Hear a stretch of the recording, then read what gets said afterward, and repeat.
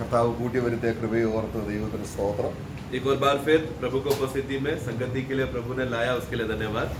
കർത്താവ് ദാസൻ പറഞ്ഞതുപോലെ നിങ്ങൾ പ്രാർത്ഥിച്ചു, അതുകൊണ്ട് എനിക്ക് നിങ്ങളുടെ മുമ്പിൽ നിൽക്കാൻ കർത്താവ് സഹായിച്ചു. जैसा प्रभु का दास ने याद दिलाया कि पूरा मंडली ने, नासिक मंडली ने प्रार्थना में याद किया, जिसके वजह से मुझे बल मिला और आज वचन बोलने के लिए मदद भी मिला.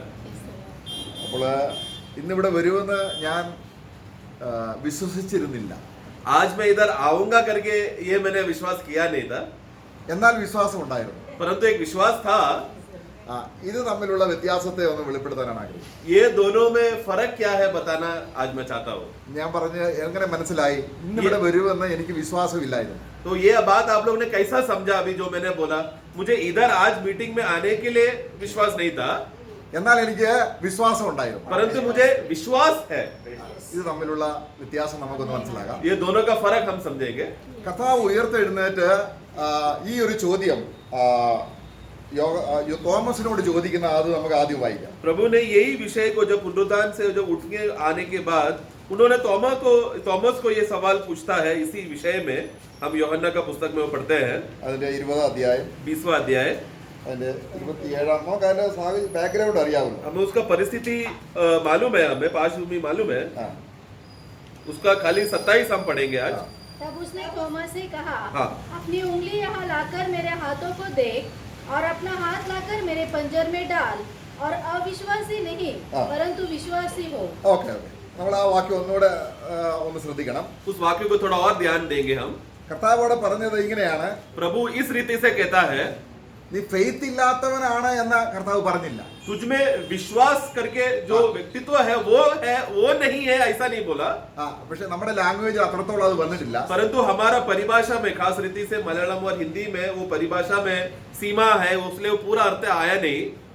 കർത്താവ് ചോദിച്ചത് നിനക്ക് വിശ്വാസം ഉണ്ടോ എന്നല്ല ചോദിച്ചത്. प्रभु ये नहीं पूछ रहा कि तुझमें विश्वास, जो व्याकरण में जो नाम है वो विश्वास के बारे में नहीं था. Do not be unbelieving. परंतु विश्वास करते नहीं रह रहा है क्या, वो एक क्रिया के बारे में पूछ रहा है. അല്ലേ? അപ്പം നമുക്കറിയാം ഇംഗ്ലീഷ് പദത്തോട് ING ഫോം ചേർത്താൽ പ്രസന്റ് ടെൻസ് ആണ്, അത് വെർബാണ്. तो अंग्रेजी बाइबल में जब हम लोग पढ़ते समय में उसमें बिलीविंग करके लिखा ING, वो शब्द को अगर देखा जाए तो व्याकरण में क्रिया के अर्थ में बोला गया है, नाम के अर्थ में नहीं.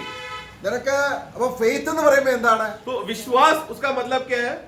വിശ്വാസം എന്ന് പറയുമ്പോൾ ഫെയ്ത്ത് ING ചേർക്കാൻ പറ്റത്തില്ല. വിശ്വാസം എന്ന് പറയുന്നത് നൗൺ ആണ്. तो विश्वास में हम लोग विश्वास करते रहो करके जो नाम का जो शब्द है विश्वास, हिंदी में कभी है, परिभाषा में भी मुझे तकलीफ हो रहा है. तो विश्वास करके शब्द में उसमें क्रिया को जोड़ना नहीं असंभव है, क्योंकि वो नाम है. അപ്പം നമ്മൾ വിശ്വസിക്കുന്ന ഏത് നാമത്തിലാണ്? और हम विश्वास करते हैं करके जब बोलते समय में किसके नाम पे करते हैं? ഫെയ്ത്ത് എന്ന് പറയുന്നത് ക്രിസ്തുവാണ്. विश्वास करके एक व्यक्ति है, वो है मसीह. Praise the Lord. Praise the Lord. അവിടെ കർത്താവ് നിനക്ക് ഫെയ്ത്ത് ഉണ്ടോ, ഞാൻ നിനക്കുണ്ടോ എന്നല്ല ചോദിച്ചത്. तो प्रभु ये नहीं बोल रहे कि मैं तुझ में हूं, कि तू विश्वास करता है, कि विश्वास तुझ में है कि नहीं, मतलब मैं तुझ में है क्या नहीं, वो नहीं था प्रभु का सवाल. എന്നാൽ എന്നിൽ ഒരു കണ്ടിന്യൂ ആയ ബിലീവിംഗ് വെർബ് നിന്റെ വശത്തുണ്ടാകേണ്ട ഒരു ആശ്രയം ഉണ്ടായിരുന്നോ? परंतु मुझ पर तू आश्रय करने के लिए, मुझ पर निर्भर करने के लिए तू विश्वास करते जा रहा था कि नहीं, ये था प्रभु का सवाल.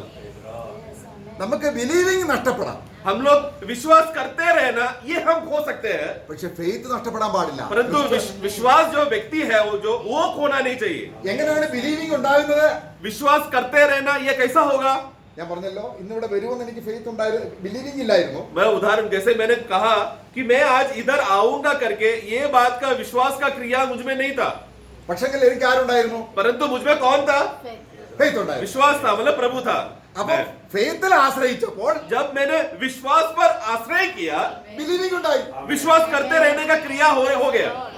നമ്മുടെ ജീവിതത്തിൽ ക്രിസ്തുവിനെ കാണുന്നത് വരെയും തുടരേണ്ട ഒരു കാര്യമാണ്. और ये हर एक विश्वासियों में जब तक प्रभु आता नहीं तब तक ये विश्वास करते रहने का क्रिया होते रहना चाहिए.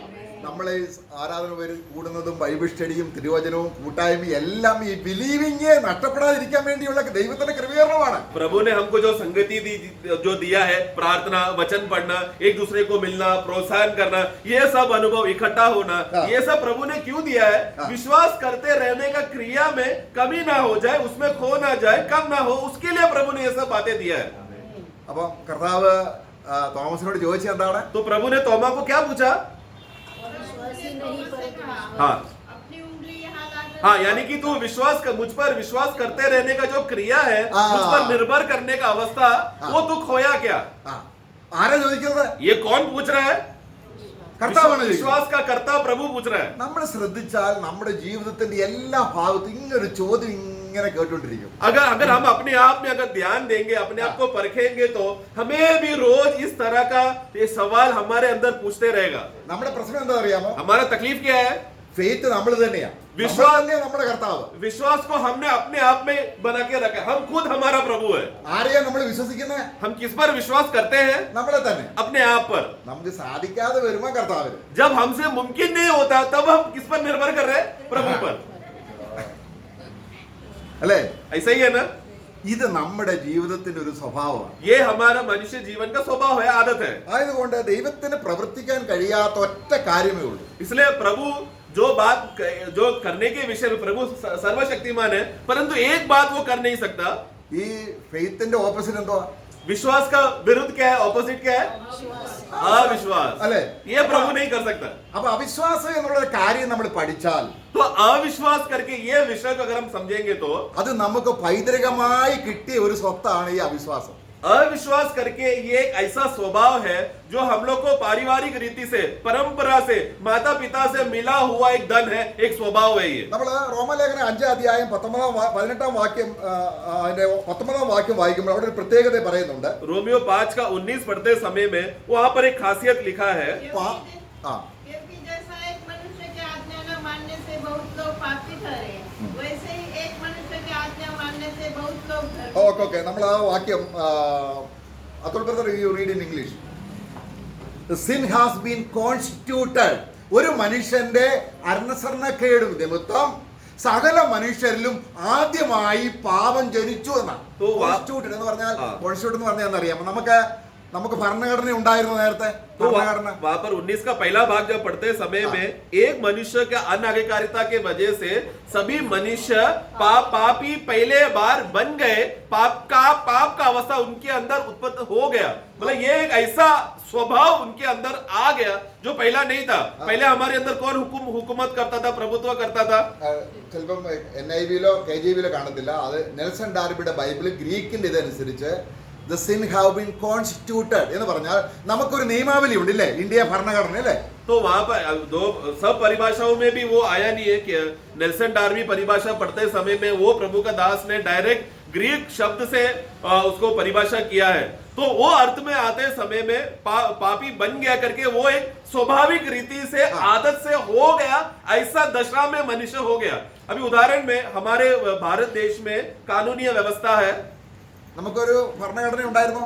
हमारे ऊपर हुकूमत करने के लिए कानूनी व्यवस्था है ना भारत में? ഇല്ലായിരുന്നു നേരത്തെ. पहला ऐसा नहीं था। ആരാണ് നമുക്ക് കോൺസ്റ്റിറ്റ്യൂഷൻ ഉണ്ടാക്കി തന്നത്? हमारे लिए हुकूमत का और सारा अधिकार किसने बनाकर दिया था?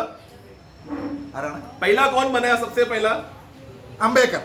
अम्बेडकर ने।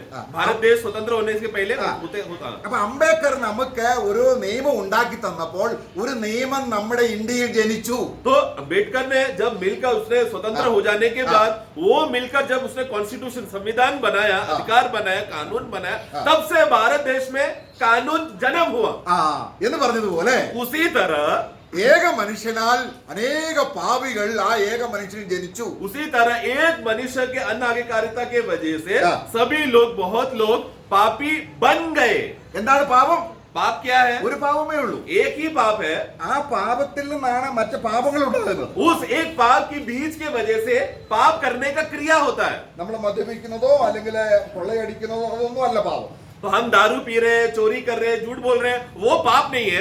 അതെല്ലാം ഒരു മാസ്റ്റർ പാപത്തിന്റെ സിന്നിന്റെ ലക്ഷണങ്ങളാണ്. वो सब एक जो बड़ा पाप का जो बीज है, मूल है, उस पाप से आया हुआ फल के क्रियाएं हैं जो ये स्वभाव में मनुष्य करते हैं। അപ്പോൾ നമ്മൾ ഇനി ഏദൻ തോട്ടത്തിലേക്ക് വരാം. अभी हम लोग आते हैं आदम वाटिका में। നമ്മുടെ പൂർവ്വപിതാവായ ആദാം, हमारा पूर्वज जो आदम है, അവൻ ഭൂമിയിൽ സൃഷ്ടിക്കപ്പെട്ടു. वो दुनिया वो क्या कैसा हुआ? सृष्टि हुआ था। ആദാം ജനിക്കപ്പെട്ടതാണോ സൃഷ്ടിക്കപ്പെട്ടതാണോ? आदम का जन्म हुआ है या वो सृष्टि किया गया था? സൃഷ്ടിച്ചു. മണ്ണെടുത്ത് സൃഷ്ടിച്ചു അല്ലേ? परमेश्वर ने उसको मिट्टी लेकर जीवन का श्वास फूंका और उसको जिंदा किया। ഇനിയും അവനെ ദൈവം സൃഷ്ടിച്ച് നിർത്തി. फिर അവനെ മുമ്പിൽ हाँ परमेश्वर ने उसको सृष्टि करके सामने खड़ा किया। ദൈവം അവനോട് ഒരു കാര്യം പറയുകയാണ്. फिर प्रभु एक उससे बात कहता है, ആദാം പാപിയുമല്ല വിശുദ്ധനുമല്ല. उस समय में आदम क्या है? पापी भी नहीं है, पवित्र भी नहीं है। ആണോ? ऐसा दशा है ना? ആദാമിന് എത്ര വയസ്സുണ്ട്? आदम का तब लगभग कितना उम्र हुआ होगा? ഒരു 30 വയസ്സ്. कम से कम 30 साल। एक पूर्ण रीति से, पुरुष रीति से प्रभु ने उसको सृष्टि किया था। അപ്പോൾ ആദാം പാപിയുമല്ല, उस समय उस सृष्टि में पहले बार जब मनुष्य को बनाया आदम को, वो पापी भी नहीं है നീതിമാനുമല്ല. और धर्मी भी नहीं है। ഇനിയും ദൈവം ഒരു കാര്യം അവൻ പറയുകയാണ്. जिसकी वजह से परमेश्वर उसे बात कहता है। രണ്ട് യാഥാർത്ഥ്യങ്ങളാണ്. वहां पर एक दो सच्चाई है।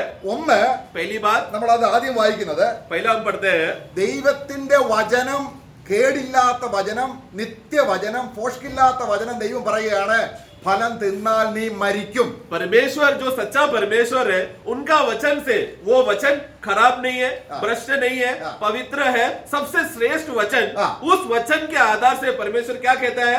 वो पेड़ का, वृक्ष का फल को तुम नहीं खाना। वो परमेश्वर का वचन है, അല്ലേ? है ना? परमेश्वर का वचन का खासियत क्या है? वो निष्कलंक है। वो वचन एकदम शुद्ध है, उसमें कोई भ्रष्टता, खराबी कुछ भी नहीं है। എന്നാൽ അപ്പോൾ തന്നെ അവൻ കേടുള്ള, നശിച്ചു പോകുന്ന, നിലനിൽപ്പില്ലാത്ത വേറൊരു വചനവും കൂടെ കേട്ടു. उसी के साथ साथ उसने एक दूसरा वचन भी सुना। एक ऐसा वचन जो भ्रष्ट है, जो खराब होता है, जो सड़ता है, जो टिकता नहीं। അതെന്താണ്? वो कौन सा वचन है? उत्पत्ति का पुस्तक 3 अध्याय അതിന്റെ 4-ാം വാക്യം. 3 का 4 पढ़े। तब सर्प ने स्त्री से कहा, हाँ। तुम निश्चय न मरोगे। तुम ആണോ? നോക്കുക, ദൈവം എന്താ പറഞ്ഞത്? परमेश्वर ने क्या कहा? मरोगे, तुम निश्चय मरोगे, അല്ലേ? है ना? സത്യമാണോ? वो सत्य है क्या? മാറ്റം സംഭവിക്കോ? वो वचन में बदलाव आ सकता है क्या? हट सकता है क्या? അത് ഇംപെരിഷബിൾ വേർഡാണോ? वो वचन कभी सड़ेगा क्या? या ना विनाश होने वाला वचन था क्या वो, जो परमेश्वर ने कहा था? नहीं। ഇനി 3:4 എന്താണ് കാണിക്കുന്നത്? 3 का 4 में हमने क्या पढ़ा? ഏത് വചനമാണ്? वो किस प्रकार का वचन है? മരിക്കയില്ല നിശ്ചയം. അത് ആരുടെ പേരാണ്? तू सचमुच नहीं मरेगा करके ये कौन कह रहा है? सर्प कह रहा है, शैतान कह रहा है। അത് ദൈവത്തിന്റെ വചനമാണോ? ये परमेश्वर का वचन है क्या? അല്ല. नहीं। ആരുടെ വചനം? ये किसका वचन है? സാത്താന്റെ വചനം. शैतान का वचन। സാത്താൻ എത്ര നാൾ നിലനിൽപ്പുണ്ട്? शैतान कितना साल तक टिका रहेगा? നിത്യനാണോ? क्या वो नित्य है क्या? ആരംഭമുണ്ടോ? उसको एक शुरुआत था क्या? അവസാനമുണ്ടോ? उसको एक अंत है क्या? ഉണ്ട്. दोनों है। അപ്പൊ സാത്താന്റെ വചനം ഇംപെരിഷബിൾ അല്ല, അത് നശിച്ചു പോകുന്ന വചനമാണ്. इसलिए शैतान का वचन अविनाशी नहीं, बल्कि विनाश होने वाला, खत्म होने वाला, भ्रष्ट होने वाला वचन है। ഇപ്പോൾ ഏതാണ് ആദാം വിശ്വസിച്ചത്? ഒന്ന് കേടില്ലാത്ത വചനം, ഒന്ന് കേടുള്ള വചനം. तो इसमें से आदम ने किस पर निर्भर किया, भरोसा किया, विश्वास किया? कौन सा वचन? जो टिकने वाला वचन, जो कभी विनाश नहीं होता उस वचन को, या नाश होने वाला, भ्रष्ट होने वाला, सड़ने वाला वचन को विश्वास किया? नाश होने वाला वचन। അങ്ങനെ ആ അപ്പനിൽ നമ്മളെല്ലാവരും നാശത്തിന്റെ വചനം സ്വീകരിച്ച് അവിശ്വാസികളായി തീർന്നു. उस पिता, उस पूर्वज पिता ने जब वो आज्ञाकारिता का वो स्वभाव वो करने के वजह से क्या हो गया? हम सब लोग उन्हीं में अविश्वास का स्वभाव में जन्म लिया। എല്ലാവരും. सारा मनुष्य में अभी अविश्वास का गुण आ चुका है। അതാണ് റോമാലേഖനം 5:19 വായിച്ചത്. वही हमने रोमियो 5 का और 19 में भी हमने पढ़ा था।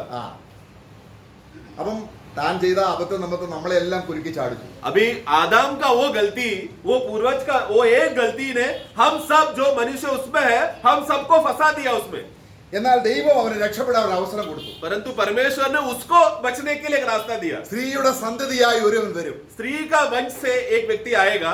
അത് ദൈവത്തിന്റെ നിത്യവചനം, वो परमेश्वर का अनंत काल का वचन रहेगा, കേടില്ലാത്ത വചനം. जो भ्रष्ट ना होने वाला वचन रहेगा। അപ്പൊ നമ്മളെതൊക്കെ ചോദിച്ചാൽ ആദാം തിരുത്തി പറഞ്ഞോ എന്ന് ചോദിച്ചാൽ അങ്ങനെ പറഞ്ഞതായിട്ട് വചനത്തിയില്ല.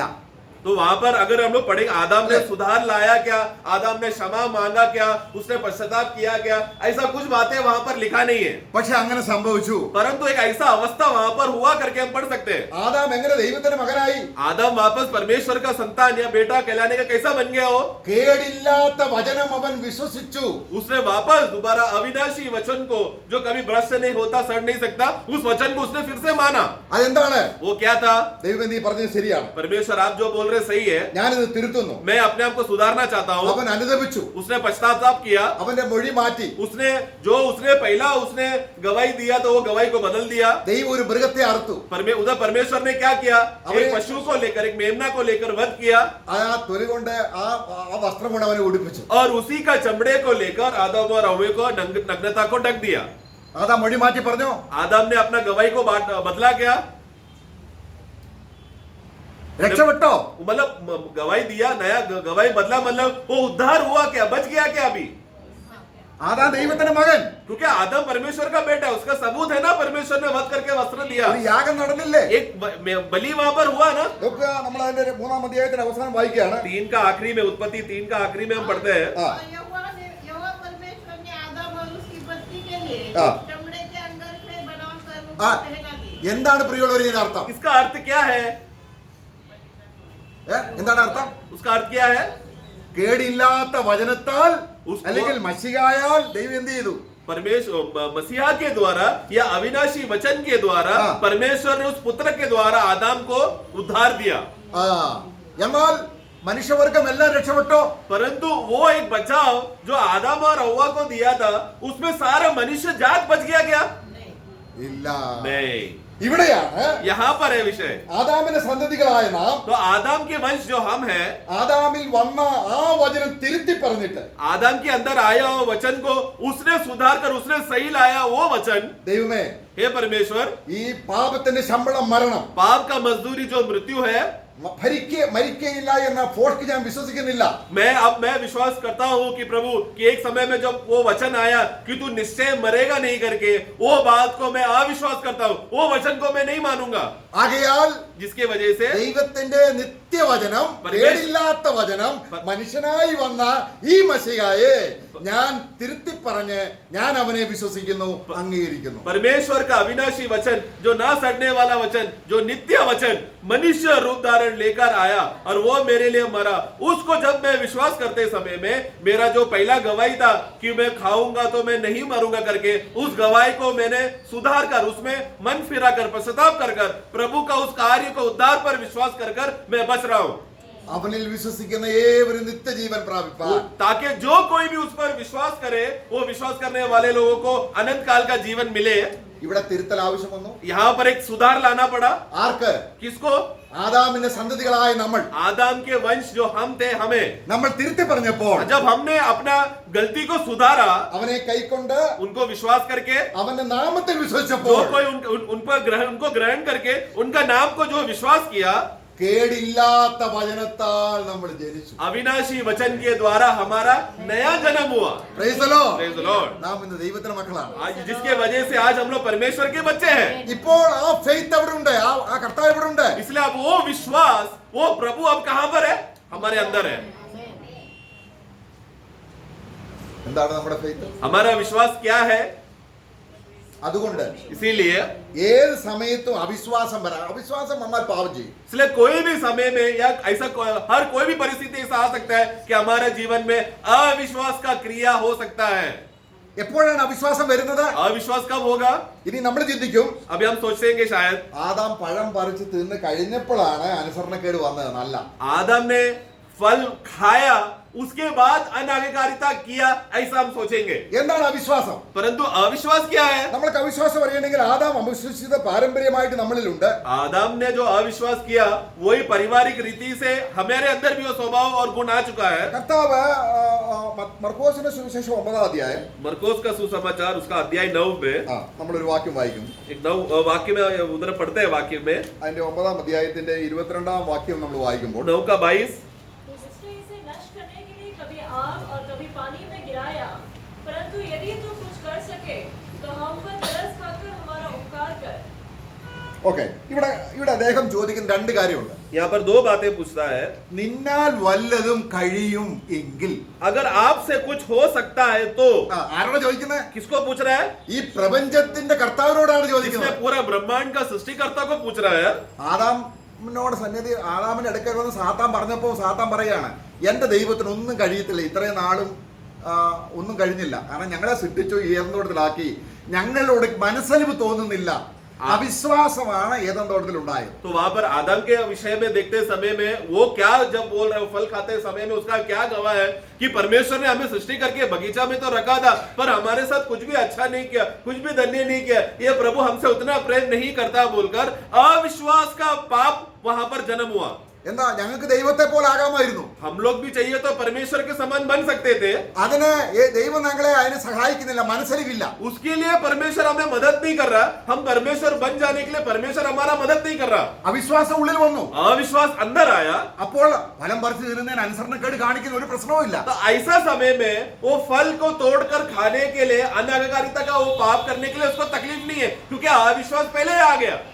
നമ്മുടെ ജീവിതത്തിൽ വരുന്ന മിക്കവാറും എല്ലാ പ്രവൃത്തികളുടെയും പിന്നിൽ ഈ രണ്ട് ചോദ്യമുണ്ട്. इसलिए हमारे जीवन के अंदर भी हम लोग जो शारीरिक रीति से जो भी क्रियाएं करता है उसके पीछे ये सवाल आएगा. ദൈവമേ നിനക്ക് വല്ലതും കഴിയുമോ? हे परमेश्वर अभी मैं ये गलती कर बैठा लेकिन प्रभु तुझसे कुछ होगा क्या?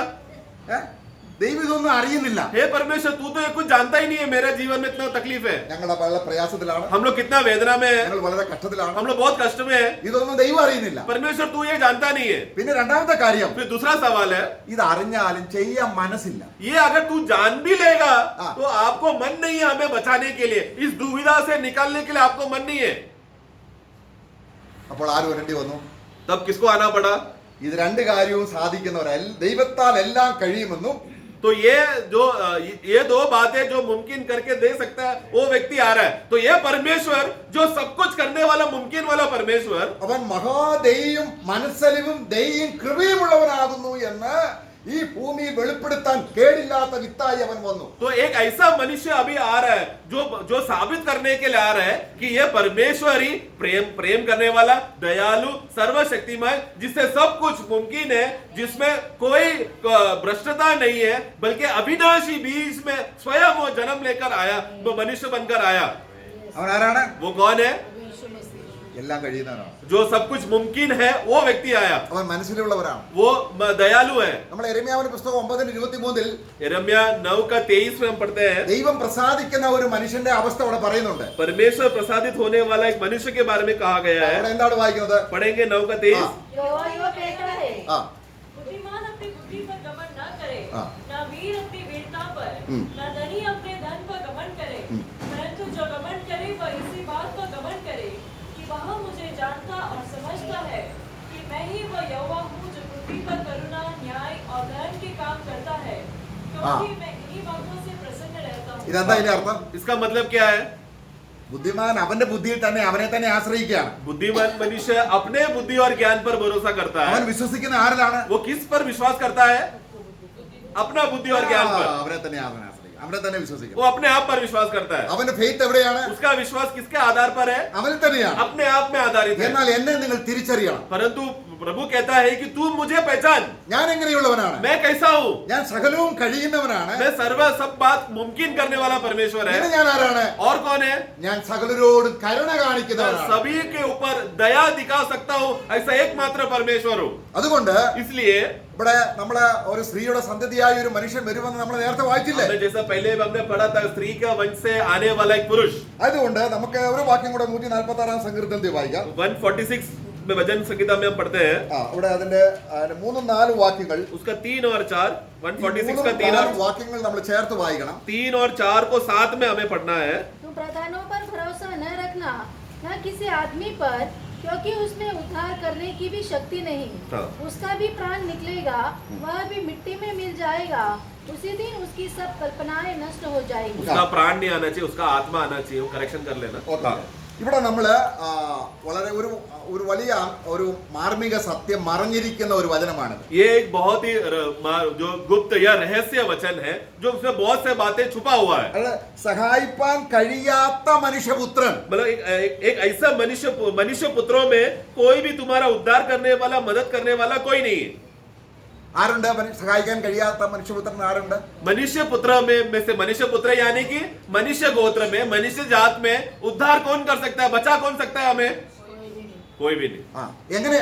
ഇവിടെ അടുത്ത വാക്യം വായിക്കുമ്പോൾ और फिर अगला वाक्य में ഒരു മനുഷ്യനെ സഹായിക്കാൻ കഴിയും, परंतु एक व्यक्ति बचा सकता है. പക്ഷെങ്കിൽ അവൻ എങ്ങനെയായിരിക്കണം? परंतु वो कैसा होना चाहिए? മരണശേഷം मृत्यु के बाद भी തന്റെ നിരൂപണങ്ങൾ നശിക്കാത്തവനാണെങ്കിൽ അവന് സഹായിക്കാൻ उसका കഴിയുമെന്നാണ് 4 का आखिरी भाग में देखो, हाँ।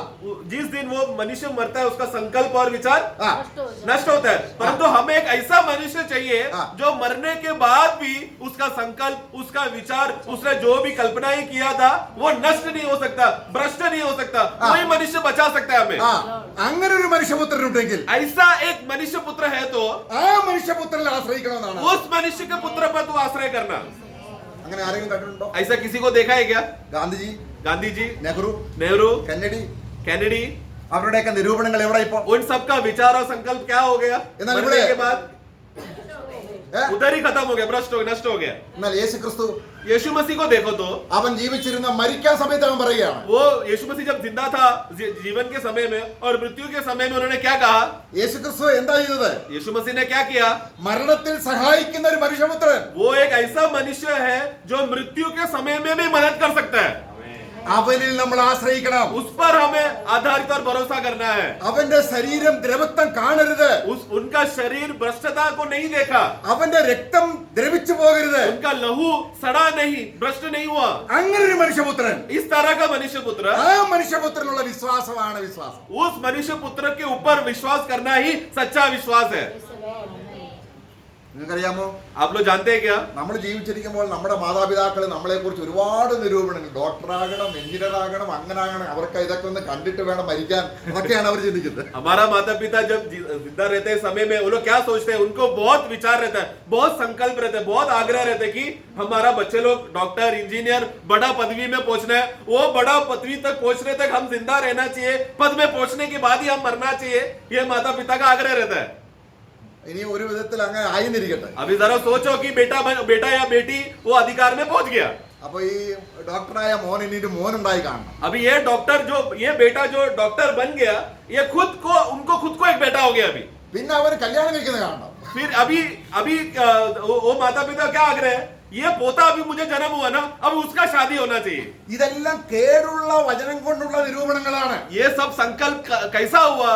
नाश होने वाला वचन हमारे अंदर आने की वजह से, उसकी वजह से आने वाला संकल्प और आग्रह और विचार की बातें हैं। എന്നാൽ ഇവിടെ ഇതൊരു മനുഷ്യപുത്രൻ, परंतु देखो यहाँ पर एक मनुष्य पुत्र आया, 33 വർഷം അവൻ ജീവിച്ചു. 33.5 साल उन्होंने जिया। അവൻ ജീവിച്ചിരുന്നപ്പോൾ തന്നെ അവൻ എന്ത് ചെയ്യുന്നറിയാമോ? वो जब इस दुनिया में जीते समय में उन्होंने कुछ बातें सोचा था। അവൻ അനേകരെ സ്നേഹിച്ചു. उन्होंने बहुत से लोगों को प्रेम किया।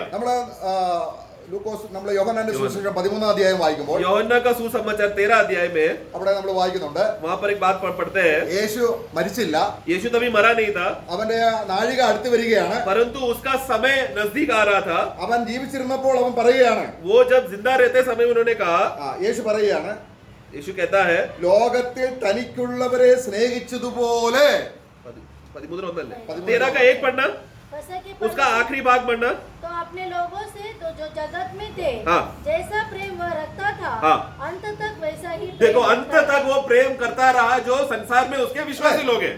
ഈ മനുഷ്യപുത്രൻ ആരാണ്? ये मनुष्य पुत्र कौन है?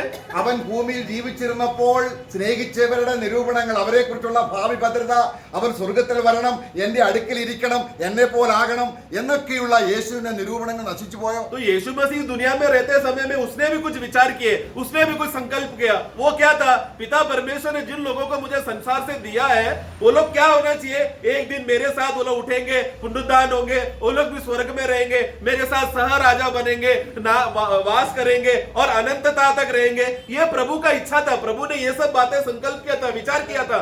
वो प्रभु यीशु मसीह मरने के बाद वो सब विचार भ्रष्ट होकर खत्म हो गया, क्या नाश हुआ क्या?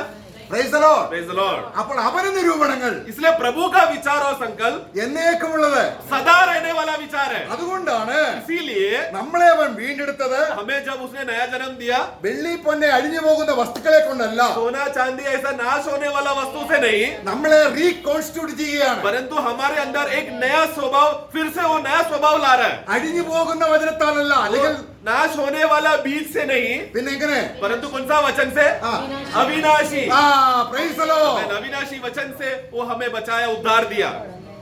രക്ഷിക്കപ്പെട്ടോ? नया जन्म हुआ क्या? Yes, amen. സത്യമാണോ? या ये बात सच्चाई है क्या?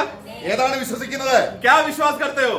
ഫോഷ്കിന്റെ വചനമോ നിത്യവചനമോ? झूठा वचन जो शैतान के द्वारा आया, या अनंत काल का वचन जो प्रभु ने हमको दिया? ഇവിടെ നോക്കുക, നമ്മളെ വെളിപ്പാട് പുസ്തകം 1 പത്രോസ് 1:18 വായിക്കുകയാണ്. पहला पत्रोस 1:18 में हम पढ़ते हैं, അവിടെ വായിക്കുന്നത് उधर हम पढ़ते हैं इस तरह, യേശുവിന്റെ രക്തത്തിന്റെ മൂല്യതയാണ്. यीशु का लहू का मूल्यता को हम देखते हैं. അവൻ മരിച്ചു, वो मर गया അവന്റെ രക്തം എന്ത് ചെയ്തു? और उनका लहू को क्या हुआ 19 में, ആ രക്തത്തെ കുറിച്ചുള്ള വർണ്ണനയാണ്. उस लहू का वर्णन 19वां वाक्य में हम पढ़ते हैं. ആ രക്തത്തിന് വിലയില്ല എങ്കിൽ अगर उस लहू को कोई मूल्य नहीं है तो അതിന്റെ നിർദോഷ രക്തമെന്നോ നിഷ്കളങ്ക രക്തമെന്നോ വിലയേറിയ രക്തമെന്നോ ദൈവാത്മാവ് സൂചിപ്പിക്കില്ല. ऐसा 19 पढ़ना. पर निर्दोष और निष्कलंक देखो, निर्दोष और निष्कलंक ये गवाही अगर पवित्र आत्मा नहीं देगा तो ആ എന്തുകൊണ്ടാണ് നമ്മളെ വീണ്ടെടുത്തേക്ക്? എന്തുകൊണ്ടാണ്? നമ്മുടെ പഴയ നടപ്പിൽ നിന്ന് പറഞ്ഞ്, പഴയ നടപ്പ് എന്ന് പറഞ്ഞ അർത്ഥം എന്താണ്? तो हमारा पूर्वजों का, हमारा माता पिता से आया हुआ चाल चलनों से प्रभु ने हमें बचाया है, ये लहू के द्वारा बचाया है करके बोलते समय में പഴയ നടപ്പ് എന്താണ്? हमारा पुराना चाल चलन क्या है 18 वाक्य में? क्योंकि तुम जानते हो कि तुम्हारा निकम्मा चाल चलन हाँ, निकम्मा चाल चला. അവിശ്വാസത്താൽ നടന്ന കാലം. मतलब वो निकम्मा चाल चलन हमारे अंदर कैसा उत्पन्न हुआ था? हाँ। अविश्वास में हम जब रहते हैं समय में, हाँ, तब देखना। हमारा चाल चलन निकम्मा था. അജ്ഞാന കാലത്ത് जब हम परमेश्वर को नहीं जानते थे, अज्ञान के समय में വചനം അറിയില്ല, वचन नहीं जानते थे, മൂല്യത അറിയില്ല, प्रभु का मूल्यता हम नहीं जानते थे, ആരാണെന്ന് അറിയില്ല. मसीह कौन है नहीं जानते थे, നാം പോഷ്കിന്റെ വചനത്താൽ और हम झूठ का वचन, जो नाश होने वाला वचन को हम भरोसा करके जी रहे थे. നമ്മൾ അവിടെ എഫെസ്യർ 2 വായിക്കുന്നുണ്ട്. एफेसो 2 में हम पढ़ते हैं, ആകാശത്തിന്റെ ശക്തിക്ക് അധീപനായവനെ അനുസരിച്ച് നടന്നു. वो आकाश के नीचे आकाश के अधिकारियों के सामने अधीन होकर जीने वाला हमारा प्रभु, നമ്മുടെ ഇഷ്ടങ്ങളാലും मतलब हमारा खुद का इच्छा, നമ്മുടെ വിചാരങ്ങളാലും हमारा संकल्प और विचार, അവിടെ വായിക്കുന്ന ആ വാക്യം നമ്മുടെ പഴയ ജീവിതത്തെ കുറിച്ചാണ് വായിക്കുന്നത്. मतलब वो एक समय में हम लोग आकाश के विधानों और ये संसार के सारे अधिकारों हाकिमों के अधीन होकर हमारा स्वभाव के बारे में बताया है. वो उसका 2 पढ़ना, 2 का 2. हाँ। तुम पहले इस संसार की रीति पर हाँ। और आकाश के अधिकार के हाकिम हाँ। अर्थात उस आत्मा के अनुसार चलते थे, हाँ। जो अब भी आज्ञा न मानने वालों में कार्य हाँ, करते ये हैं। हमारा ഈ पुराना നടപ്പിൽ നിന്ന് इस चाल चलन से നമ്മളെ വിടുവിച്ചത്, हमें छुटकारा देकर, നമ്മളെ വീണ്ടെടുത്തത്, हमें बचाकर, हमें दाम देकर खरीद कर, പ്രിയമുള്ളവരുടെ മൂല്യത മനസ്സിലാക്കണം. इसका मूल्यता लाभ समझना है.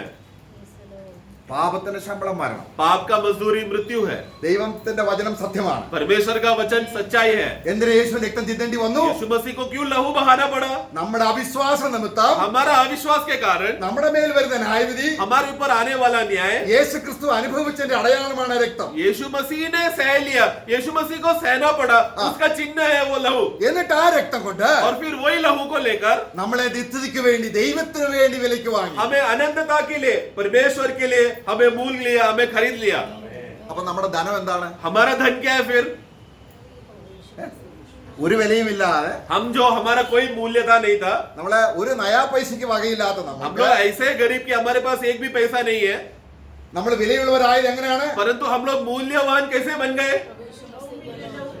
ഓ, പ്രിയമുള്ളവരെ, അതൊന്ന് നമ്മുടെ ഹൃദയത്തിൽ അതൊന്ന് ശരിക്കൊന്ന് ഉദിച്ചാൽ, ആ പ്രകാശം ഉദിച്ചാൽ, वही वो प्रकटीकरण अगर हमारे हृदय में प्रकाश होकर सही रीति से अगर प्रकट हुआ तो हाँ। कितना धन्य है हम लोग. ആ രക്തം ഇപ്പൊ എവിടെയാണ്? वो लहू अभी किधर है? എവിടെ? लहू कहाँ पर है अभी वो? ഏ? हाँ. वो लहू किधर गया अभी? നമ്മളത് യോഹന്നാന്റെ സുവിശേഷം അതിന്റെ 17 അധ്യായം വായിക്കുകയാണെങ്കിൽ, യോഹन्ना का सुसमाचार 17 अध्याय में हम पढ़ते हैं. നമ്മളത് യോഹന്നാന്റെ സുവിശേഷം 6 അധ്യായം 54 വാക്യം ഒന്ന് വായിക്കാം. पहला हम लोग यूहन्ना 6 का 54 पढ़ेंगे. ആ.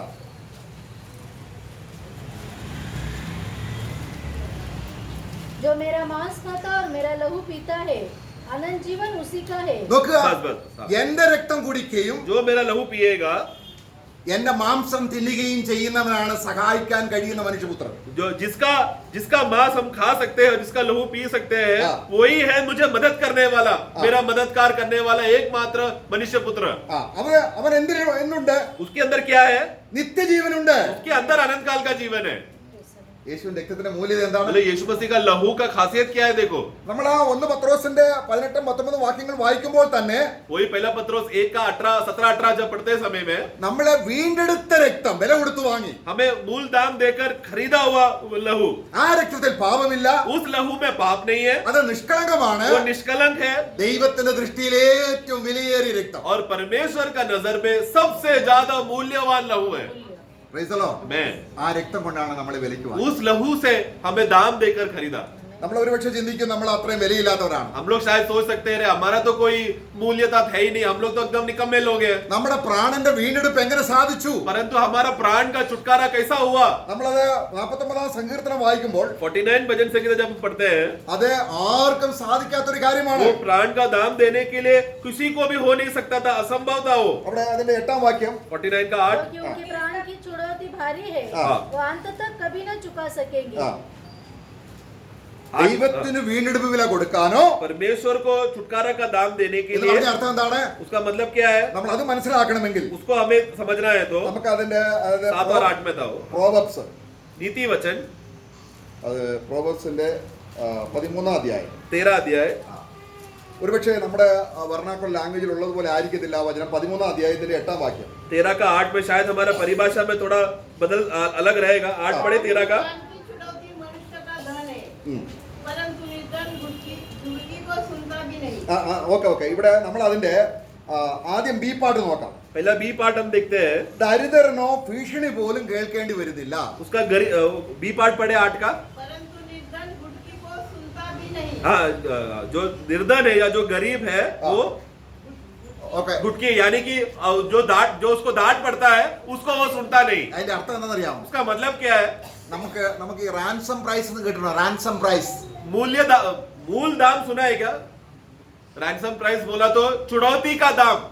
എന്ന് പറഞ്ഞാൽ इसका मतलब है, നമ്മുടെ ഇടയിൽ ഒരു ധനികനുണ്ടെന്നിരിക്കട്ടെ, सोचो हमारे बीच में एक धनवान है, ഭയങ്കര കോടീശ്വരനാണ്. बहुत ही करोड़पति है. അപ്പൊ കൊള്ളക്കാർ വന്നിട്ട് അദ്ദേഹത്തിന്റെ മകനെ പിടിച്ച് കസ്റ്റഡിയിൽ പാത്ത് വെച്ചേക്കാണ്. एक दिन उनके घर में किडनैपर्स आए, उनका बच्चे को किडनैप लेकर गया और उससे फिरौती मांग रहा है.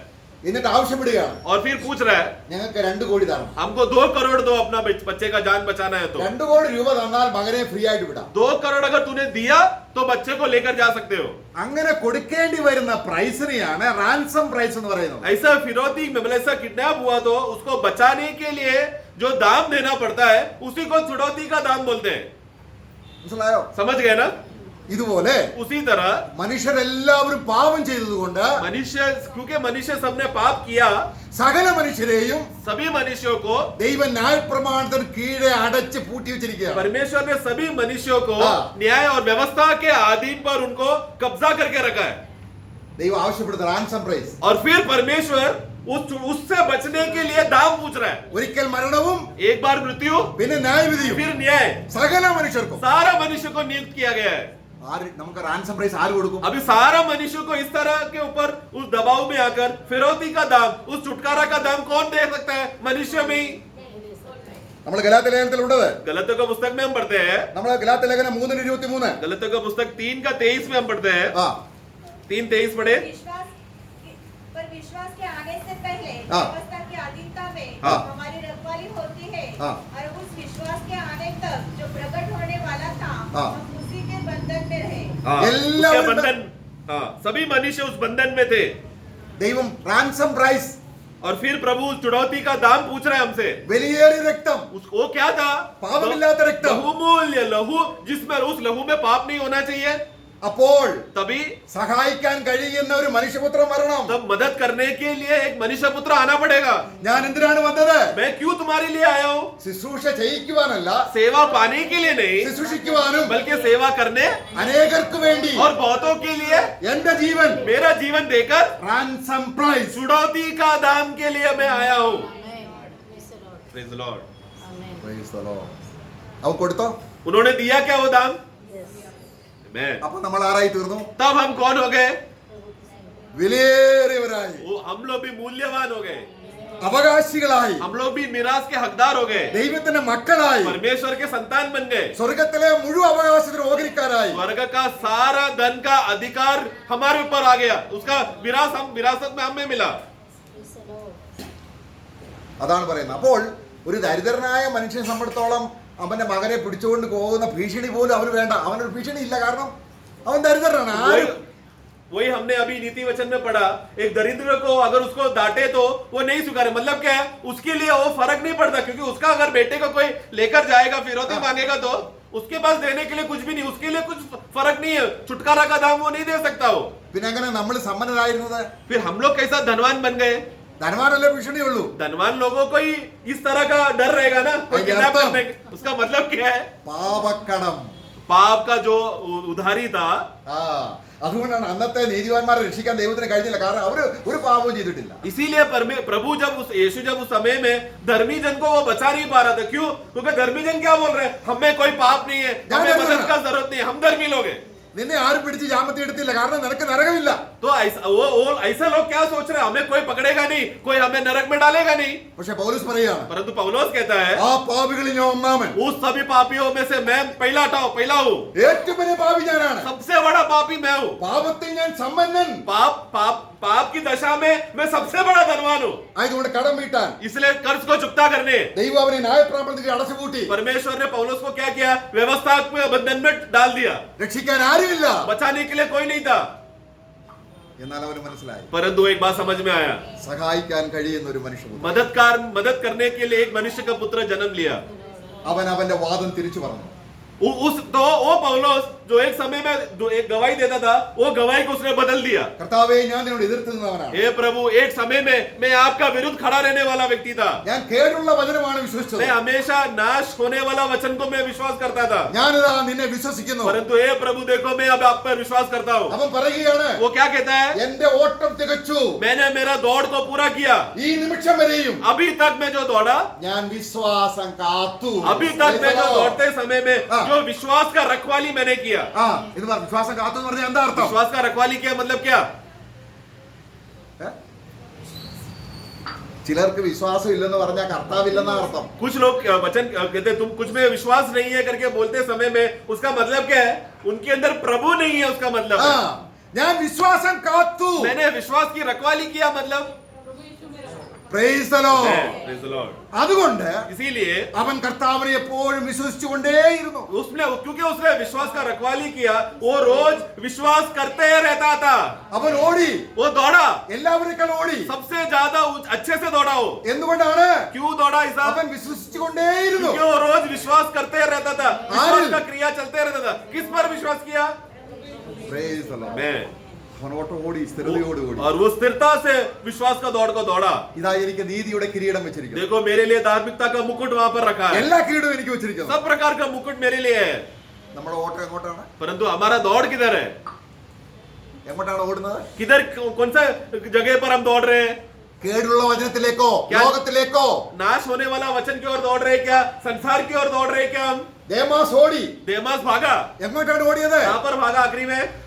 संसार की ओर. ആ കേടുള്ള വചനം. जो नाश होने वाला वचन की ओर दौड़ा.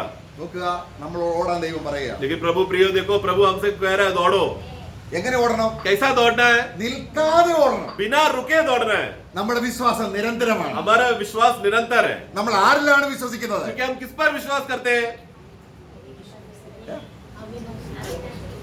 अविनाशी जी, ആ അവന്റെ വാക്കുകൾ. उनके वचनों पर, प्रभु का जो शब्दों पर हम विश्वास करते हैं. കർത്താവ് ഈ ഭൂമി ജീവിച്ചപ്പോൾ പറഞ്ഞ ഓരോ വാക്കും प्रभु ने जब इस दुनिया में जीते समय में एक एक शब्दों को जब उसने कहा, एक एक वाक्यों को जब उसने कहा, ആകാശവും ഭൂമിയും നീങ്ങിപ്പോകും. आकाश और स्वर्ग और भूमि बदल जाएगा, हट जाएगा. ഞാൻ പറഞ്ഞ വചനം पर मैं कहने वाला वचन ഒരിക്കലും നീങ്ങിപ്പോകത്തില്ല. कभी नहीं बदलेगा. പ്രിയമുള്ളവരെ, നമ്മുടെ നിരൂപണങ്ങൾ നശിച്ചു പോകും. इसलिए प्रियो, हमने जो संकल्प और विचार और जो आग्रह करके विचार सोच के रखा था, वो सब खत्म होगा. എന്നാൽ നിലനിൽക്കുന്ന വചനം, परंतु टिकने वाला वचन, മനുഷ്യൻ ആഹാരം കൊണ്ട് മാത്രമല്ല, मनुष्य केवल रोटी से नहीं जीता, ആ ആഹാരം നശിച്ചു പോകും. क्योंकि वो रोटी खत्म हो जाएगा. ഞാൻ കൊടുക്കുന്ന വചനം परंतु मैं देने वाला भोजन, ഒരിക്കലും നശിച്ചു वो പോകും. कभी नाश नहीं होता.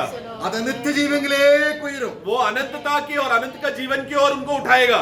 Praise the Lord. Praise the Lord. നാം ഇന്ന് എന്തിന്റെ സാക്ഷിയാണ്? इसलिए आज हम किसके गवाह हैं? നാം ഇന്ന് ഈ അനുഗ്രഹിക്കപ്പെട്ട ക്രിസ്തുവിലേക്ക് നമ്മൾ വരുമ്പോൾ जब ये आशीष से भरा हुआ मसीह में हम आते हैं, അവിടെ യേശുവിന്റെ രക്തം എന്ന് പറയുന്നത് നമ്മൾ ആ വാക്യം ഒന്നും കൂടെ വായിക്കുമ്പോൾ അത് ഉയർപ്പിന്റെ രക്തമാണ്. वो नीति वचन में का वाक्य जब फिर से पढ़ते समय में, वो लहू के बारे में हाँ। बोलते समय में, वो 6:54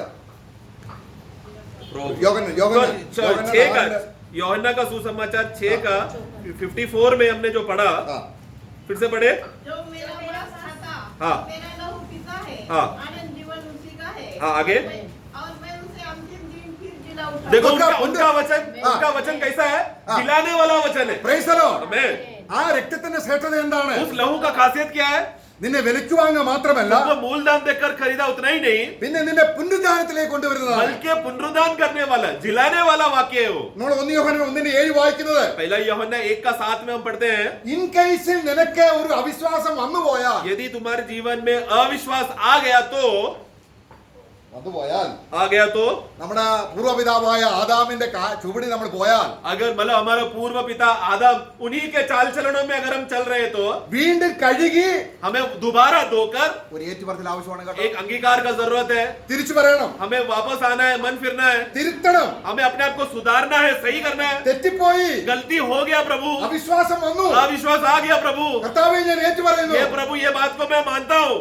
അവൻ നിന്നെ കഴുകി ശുദ്ധീകരിച്ച്, ऐसा करेंगे तो वो हमें धोकर शुद्ध करके, നോക്ക് ആ രക്തത്തിന്റെ മൂല്യത, वो लहू का खासियत देखो, വിലയ്ക്ക് വാങ്ങുക മാത്രമല്ല, वो सब हमें मूल दाम देकर हमें खरीदा कि उतना ही नहीं, നമ്മളെ പുനരുദ്ധരിപ്പിക്കുക മാത്രമല്ല, हमें जिलाएगा उतना ही नहीं, പിന്നെന്താണ്, बल्कि आगे क्या करेगा, നമ്മളെ ദിനംതോറും കഴുകി ശുദ്ധീകരിക്കും. हमें प्रतिदिन हमें धोकर शुद्ध भी करता है। നോക്ക ദൈവത്തെ ആരാധിക്കാൻ ഈ കഴുകൽ ആവശ്യമാണ്. इसलिए परमेश्वर की उपस्थिति में आराधना करने आने वाला लोगों के अंदर इस तरह का धुलना जरूरी है। നമ്മൾ എബ്രായ ലേഖനം 9:14 വായിച്ചാൽ അത് വ്യക്തമായിട്ട് അറിയാം. इब्रानियों 9:14 पढ़ेंगे तो उसमें स्पष्ट में यह वाक्य लिखा है। അതെ, उसी का लहू जिसने अपने आप को हाँ। सनातन आत्मा के द्वारा परमेश्वर के सामने निर्दोष चढ़ाया, हाँ। तुम्हारे विवेक को मरे हुए कामों से हाँ। क्यों न शुद्ध करेगा, हाँ। ताकि तुम जीवित परमेश्वर की आराधना करो। ഓ praise the Lord. मैं ആ രക്തത്തിന്റെ മൂല്യം അത്ര വലിയൊരു രക്തം. वो लहू का मूल्यता देखो, कितना मूल्यवान लहू है ये। നമ്മളെ കൊലോസ്യ ലേഖനം 1:20 വായിക്കുമ്പോൾ कोलोसे 1:20 में हम पढ़ते हैं, നമ്മൾ വേഗം ഇനി പറഞ്ഞു പോവുകയാണ്. मैं अभी फटाक से बोल देता हूँ, നമുക്ക് അത് സമാധാനത്തിന്റെ രക്തമാണ്. वो एक मेल मिलाप और शांति का लहू है। ക്രൂശിൽ ചൊരിഞ്ഞ രക്തം കൊണ്ട് സമാധാനമുണ്ടാക്കി. क्रूस में जो लहू बहाया गया था उससे हमें मेल मिलाप और शांति मिला। ഇനി നമ്മൾ അത് എബ്രായ ലേഖനം 9:12 വാക്യം വായിക്കുമ്പോൾ इब्रानियों 9:12 में हम पढ़ते हैं, लिख के रेफरेंस खाली लिख लेना 9:12 में। അവിടെ നമ്മുടെ മധ്യസ്ഥതയുടെ, നമുക്ക് ദൈവസന്നിധിയിൽ മധ്യസ്ഥ ചെയ്യുന്ന മഹാപുരോഹിതന് കയ്യിൽ ആ രക്തമുണ്ട്. वो हमारे लिए बिचवाई करने वाला, मध्यस्थी करने वाला प्रभु के हाथ में वो लहू है।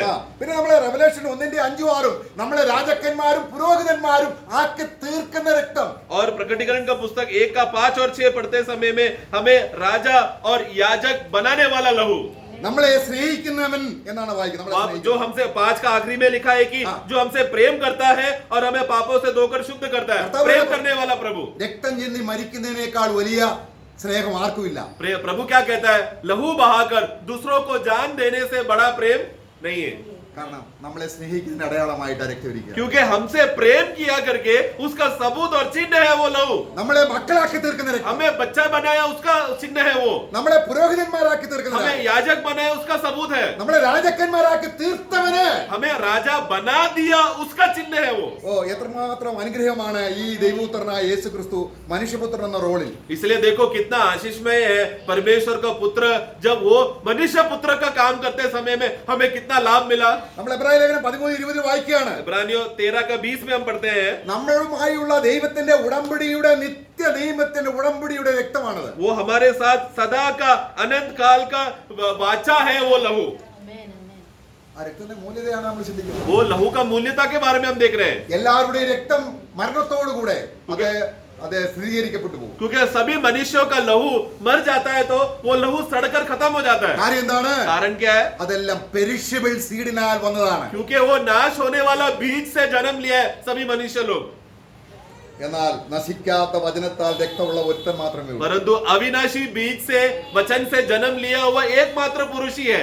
അവന്റെ രക്തം കൊണ്ടുള്ള സാധ്യതകളാണ് നമ്മൾ ചിന്തിച്ചത്. उनका लहू के द्वारा क्या क्या मुमकिन है वो बातों को हमने देखा। അവനിൽ വിശ്വസിക്കുന്ന കാര്യമാണ് ഫെയ്ത്ത് എന്ന് നമ്മൾ ഉദ്ദേശിക്കുന്നത്. उन पर विश्वास करने का अवस्था को, उसमें जो हमारा विश्वास बनकर आया, जिसके वजह से हम विश्वास करते रह रहे हैं। നമ്മൾ വെളിപ്പാട് പുസ്തകം 12:11 प्रकटीकरण 12:11 में हम पढ़ते हैं, സാത്താനെ ജയിക്കുന്ന രക്തം, शैतान से विजय प्राप्त देने वाला പരീക്ഷകളെ लहू ജയിക്കുന്ന രക്തം, പരീക്ഷകൾ और परीक्षाओं में जिताने वाला, मदद करने वाला लहू, ജീവിതത്തിലെ കഷ്ടതകളെ എല്ലാം ജയിക്കുന്ന രക്തം, जीवन के हमारे जीवन के सब परिस्थितियों से बचाने वाला, विजय देने वाला लहू। നോക്ക് നമ്മൾ ഇനി കർത്താവിന്റെ സന്നിധിയിലേക്ക് ആരാധിക്കാൻ വരുമ്പോൾ जब उसी नुकता ही नहीं, जब हम प्रभु की उपस्थिति में आराधना करने आएंगे, നമുക്ക് 12 എബ്രായ ലേഖനം 12:24 വായിക്കുകയാണ്. इब्रानियों 12:24 में भी हम पढ़ते हैं, നമുക്ക് അനുകൂലമായി സംസാരിക്കുന്ന രക്തം, हमारे ओर से हम हमारा भलाई के लिए या हमारा फायदे के लिए बात करने वाला, गवाही देने वाला लहू।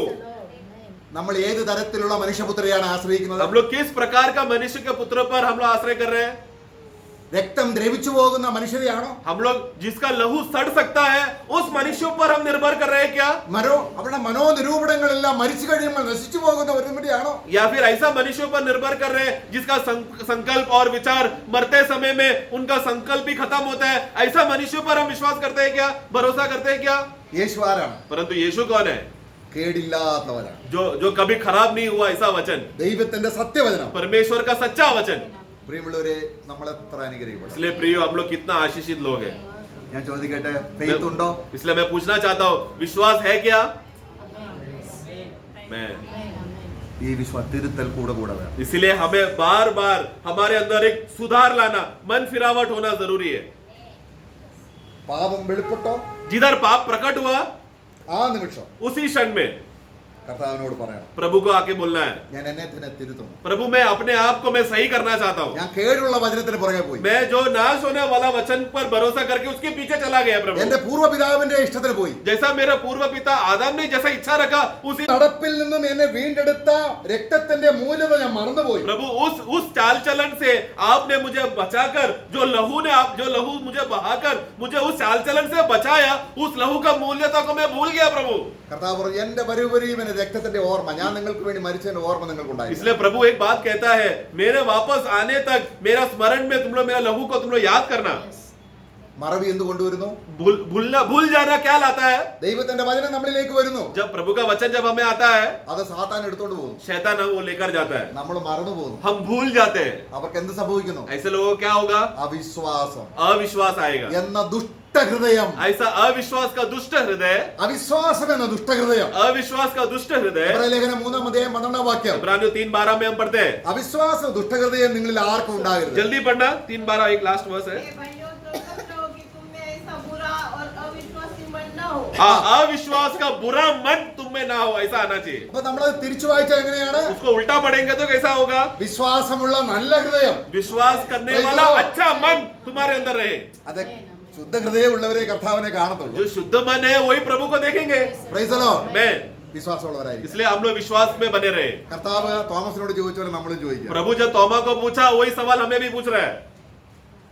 विश्वासी नहीं तो विश्वासी हाँ, ए। विश्वास करते रहने का अवस्था में बने रहना। Price the Lord. Prabhu praise the Lord. കർത്താവ് ഇത്രത്തോളം സഹായിച്ചല്ലോ. प्रभु इतना मदद किया, കർത്താവ് അന്യോന്യം പ്രാർത്ഥനയിൽ ഓർക്കാം. इसलिए आज दूसरे को हमेशा प्रार्थना में याद रखें। കർത്താവ് അനുവദിച്ച ഞങ്ങൾ കുടുംബമായിട്ട് നാട്ടിലേക്ക് പോവുകയാണ്. प्रभु का अगर इच्छा हो तो ये हफ्ता आखिरी में हम लोग पारिवारिक होकर हम लोग केरला जा रहे हैं।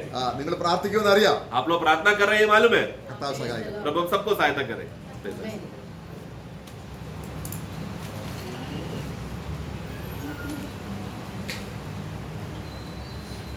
Praise Lord. Praise the Lord. भला हुआ कष्ट में चला गया Amen.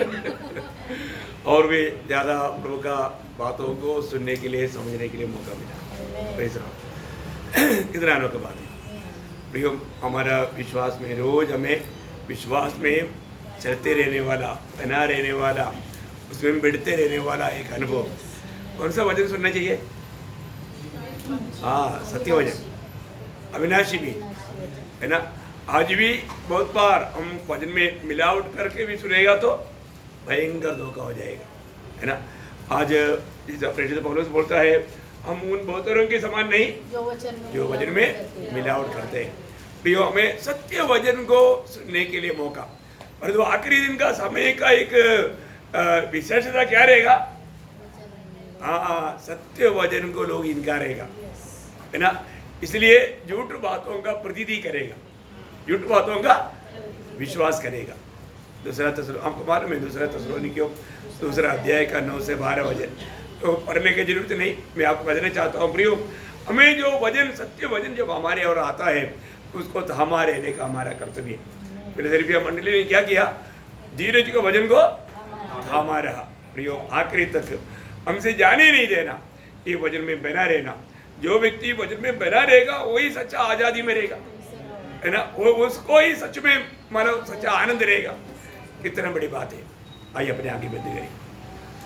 प्रभु ने हमारा हर एक लोगों का अवस्था जान क्रम से बोला और बातचीत किया।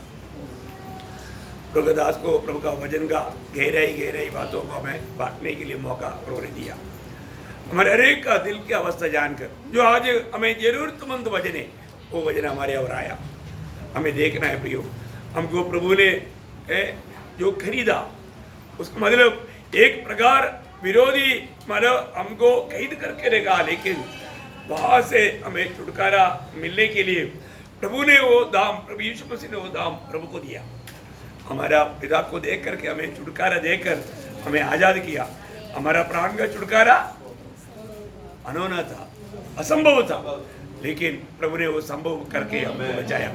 हमें कितना आभारी होकर के ये विश्वास में बना रह कर प्रभु का महिमा करना चाहिए।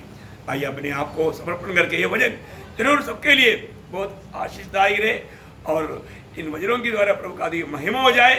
और वचन बोलने के लिए प्रभु का दासों को प्रभु ने सामर्थ्य दिया, उसके लिए प्रभु को धन्यवाद देते हैं। प्रभु को महिमा मिले। आमीन।